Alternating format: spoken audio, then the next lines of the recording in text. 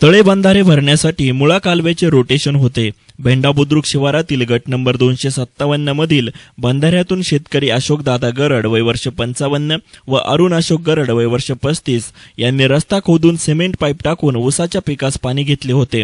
ते मी बातमीसाठी बघत असताना अरुण गरड याने परत या रस्त्याने यायचे नाही, दिसलास तर जीवे मारून टाकीन अशी धमकी दिली होती।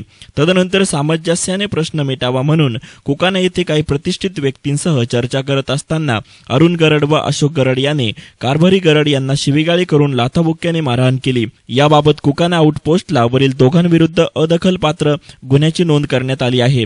या घटनेचा नेवासा तालुक्यात एकता पत्रकार संघाचे अध्यक्ष विनायक दरंदले, सचिव सुखदेव फुलारी, गुरुप्रसाद देशपांडे, ज्ञानेश्वर जाधव, दत्तात्रय भिंगारे, मंगेश निकम, सुहास पठाडे, गणेश बेल्लेकर, बाळासाहेब नवगिरे, संदीप गाडेकर, अरविंद तांबे आदींनी नेवासा पोलीस निरीक्षक यांच्याकडे निवेदन देऊन आरोपींवर कारवाई करण्याची मागणी केली आहे।